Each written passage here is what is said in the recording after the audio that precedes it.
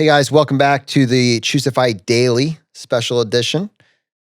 Bringing this to you 5 days a week, really, as we're all kind of going through this time together. We talked about it yesterday, how we kind of all woke up to a new world and what went from kind of like maybe kind of scary stuff coming our way, went to the world has forever changed. And so our show, which was really intended as a twice a week format, we're going to move it to daily because we're living this with you. There's no free passes here. If you're on this path to financial independence, you certainly have advantages. You're excited that you started when you did, but it's not a get out of jail free card. And so, yeah, we're back for our second edition of this daily show. And to help me with this, I have my co-host Brad. How you doing, buddy? Hey, Jonathan, I'm doing well. Yeah, doing quite well. So, yeah, it's interesting. Like as we're kind of recording these just stream of consciousness here, the world has forever changed. I wonder, if we'll look back in a year or two and think that. I mean, I suspect so, but it's very, very hard to know, and it feels that way right now. But I think we'll only know in hindsight. And I mean, maybe it has changed in positive ways, right? Like we've seen America and people across the world do things that we previously would have thought unthinkable, right? I mean, we have people, millions, tens of millions of people self-quarantining for the good of society. Like if that doesn't warm your heart, I don't know what does, honestly. I mean, 3 weeks ago, maybe even 10 days ago, could you have imagined 100+ million Americans how many ever 100 million Americans self-quarantining for the good of society? It's incredible. And if you think about it, I saw a meme, and memes are normally so far on the fringe that you just kind of throw them out of hand. But this one just struck a chord with me. Now, I think I'll remember it probably forever now. Like our grandparents, in some cases our parents, for their country, they were asked to go to war. We are being asked as our civic responsibility, as our best way to serve our country, to sit at home on our couch and catch up on Netflix. Like, put that in context. I can do that.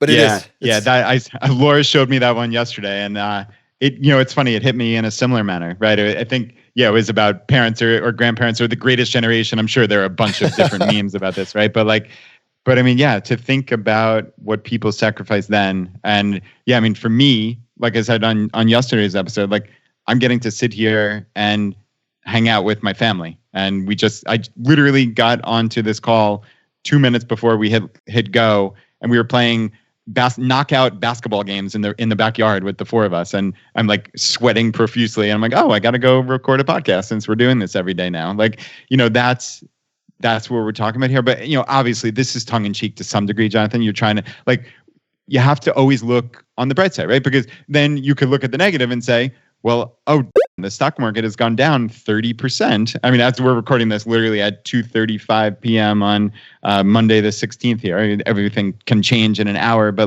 the stock market is down almost 30% from its high from a month ago. And, if I want to sit here and cry and look at how many dollars I've lost on paper, I could do that too. So isn't that interesting, right? Like reality is truly what you make of it, right? And perspective is so important.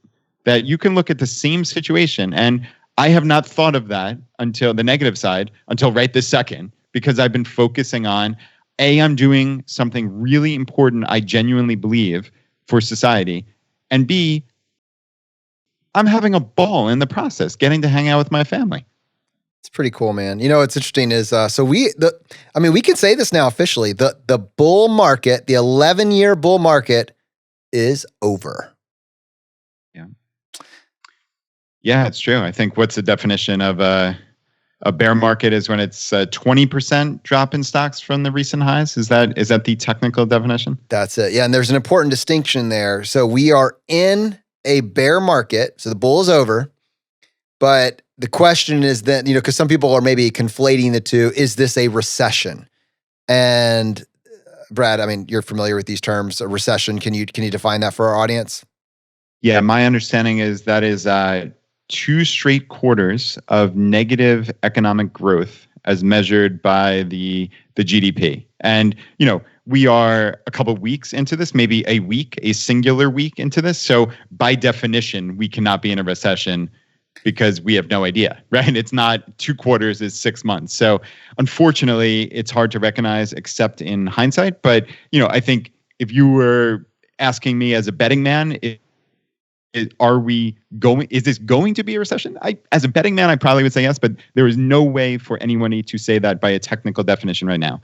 Whereas we can clearly say by any measure, we are in a bear market as far as the stock market is concerned. I think the one thing at this point, and really even before this, but going forward, that we need to watch out for our audience, the best way that we can serve you right now is you cannot afford to panic sell at this point. Like you cannot do it. I think the question is, can you time the market? And this is kind of going off script here a little bit, but I want to say there was one individual in our Facebook group, probably maybe like 3 or 4 weeks ago. The market had just taken a downturn. It was down maybe like 5 or 6% at this point. News was coming out of China, and he says, I think this is it. I'm just letting y'all know, I have moved all my stuff, everything. I have moved it all into cash. And the group response was, whoa. And, I didn't respond on that directly.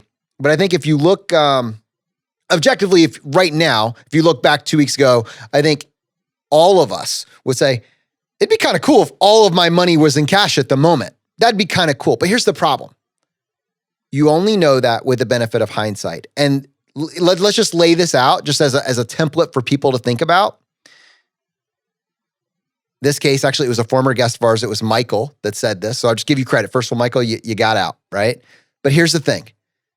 If you look at how bull markets roll over time, typically we say that, every so often, every 5 years or so, we go from a bull market, and as cycle occurs, you have a bear market, and then back and forth, back and forth. And as we hit 5 years and 6 years out, individuals say, the stock market has never been higher. It's never been higher. Surely it's coming. And they just got all their money back on the sidelines, and they watched year after year after year of it getting 20, in some cases 30% returns, right? You just don't know. With the benefit of hindsight, but you just don't know. And so on the flip side now, individuals, see the market going down 20 or 30%. They listen to your question, Brad, and you say, yeah, I think a recession probably is coming. And they're like, well, could I pull all my money out now and just have it safe on the sidelines until I can get back in safely? And surely that's a good bet. To which I would say, Michael got lucky. I'm so happy for him. This is not a slight in any way. I'm so happy for him. He got lucky. It's amazing. But if you pull your money out now, you're taking unrealized losses and you're locking them in. And here's what's going to happen. Yes, maybe the market does go down further. But you're going to wait because you're going to think, well, it might go down even more. I don't want to lose any more. I want to make sure because I did this extreme move that I can actually catch the bottom. But you don't know where the bottom is. I can promise you in hindsight, I'll be able to tell you where the bottom was 100% of the time. But here's the thing. You're not going to be able to move quickly enough, and you're not going to be able to recognize the signs until you're benefiting from hindsight 2020. That's it, right, Brad? I mean, it's and you're going to miss impossible to get. Yeah, you can't. It's almost impossible to get lucky twice in that regard. And I think, as history has shown, being out of the market, certainly on those handful of amazing days when it does finally turn, which you can't predict anyway. Again, like you said, you're only going to know in hindsight. Being out of the market on those handful of days is going to crush your overall return over a 50-year period, right? And I think that's how we like to think. I mean, does this suck, right? I mean, let's be frank. Is this terrible in the short term for all of us who are looking and saying, okay, my net worth is down 30%? Yes, it does. Everyone thinks that. So let's all just be clear, right? We're not trying to put lipstick on a pig here. It is not pleasant to watch this.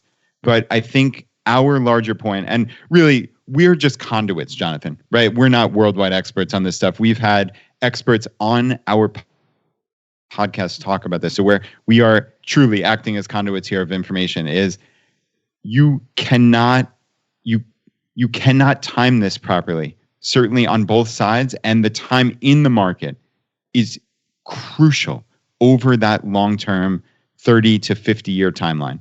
And things cycle. We know they do. We've had Jim Collins on the podcast numerous times talking about this in great depth, and they're going to cycle. You're going to see 30% drops. He said that specifically. You're going to see that numerous times over your investing lifetime. You have to steel yourself against it. And it's really hard when fear takes over, right? I mean, again, let's be honest here. Fear is taking over for some people. And that's just, it's fairly normal psychologically. I think that is why we've said all along, you have to prepare yourself for this, because it is such a normal human emotion. Because right now, you can spin all these wild fantasies, which may or may not be fantasies. I have no idea, but these wild fantasies right now of where things are going. And you can convince yourself of virtually anything when fear has taken hold. So again, I'm not saying that like that's unrealistic, because I simply don't know what the future will hold.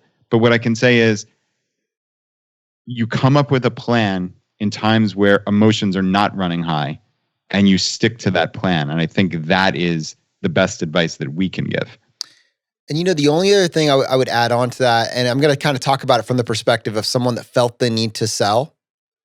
And in Michael's case, he got it. He got out in time. He's probably very happy with that choice. But to me, what really comes through is when you have a plan that correctly assesses your risk tolerance, you don't need to change the plan when news, comes across, right? Like if you have not correctly assessed your risk tolerance, if you've not paid down your debt, if you've not built up your emergency fund, if your asset allocation does not match up with your timeline to need your funds, suddenly you're trying to course correct in the middle. And so I think what we're going to do, in the coming days is we're going to spend some more time talking about how to assess our risk tolerance. And now we're in it. It's on the way down. And now someone's like, holy crap, I'm 100% equities. And I realize my risk tolerance doesn't match up to that. It's fine to acknowledge that you can't afford to panic sell now. That's a horrible, horrible option. You're doing the exact opposite. You're going totally, you're selling when everybody wants to sell. When that fear is palpable, you are selling low, and you're locking yourself, and you're creating a situation where you're going to have to buy high. We cannot do that. So we have to find a way to take a look at our risk tolerance, even if that means now we're opening up our eyes and we're doing it with the current market, and we got to figure out what else can we do. And so I think that's going to be something that's going to be a point of conversation. So let me just lay this out. This is our second. It's a daily show. Join us each and every day, Monday through Friday, as we kind of generate this type of content and talk through it from different perspectives. We're going to be drawing from the experience of those who went through this in 2008 and those who are going through this now. We're going to be looking from the perspective of people that are just finding this concept and are paycheck to paycheck. What can they do to create margin? From the perspective of small business owners that realize that revenue is drying up and have people relying on them. What is a creative way to look at it? What are your options to minimize the burden both for yourself and also for those who are relying on you for income? We're going to be looking at this for the perspective of our community at large, a community of people. We don't get a free pass on bad things, but we look with a very intentional mindset, not from a place of fear, how to optimize with the situation that we've been handed. And buckle up, guys. Yeah, and Jonathan, we certainly are going to bring in experts like we discussed earlier, where we have people like Vincent Puglisi, who has been on the show, is the author of Freelance to Freedom. He has homeschooled his kids for a number of years. And now there are quite literally tens of millions of kids at home, and they need knowledge how, this homeschooling process, right? The parents need knowledge of this homeschooling process. And I think just having somebody like that, that's the type of value we're trying to bring to the audience here. This is not just going to be daily updates on what's going on in the stock market. That's the farthest thing from what we're planning with this 5-day-a-week show. This is how can we bring real-time information that helps everyone's lives. So that's just but one example, certainly. And I think, like we also discussed yesterday, this is going to be real time with the questions and the wins that you guys are having right now, right? This is, for many of us, unprecedented, right? For many of us who have never been through this before, we are going through it for the first time, and you have questions, you have concerns, you have things that you're doing positively. Like, we need you to reach out and tell us it. Send us an email to feedback@choosefi.com, or even better, go to our Facebook group and publish it there. And we will answer those questions. We'll bring on experts and we will talk through this, because truly we are all in this as a community together. And I guess I'll just add on to that. If you're hearing about this community, this concept of financial independence at the first time, maybe financial independence just seems too far to reach, but right now you're craving some level of financial resilience. Get started on this journey. Maybe now for the first time you understand the power of not living paycheck to paycheck. Maybe this was your wake-up call this week. Maybe this is the best thing that ever happened to your finances, because you realize you can no longer tolerate paycheck to paycheck drift lifestyle. The hamster wheel no longer looks appealing. Go to ChooseFI.com/start. Get started on your path to financial independence today.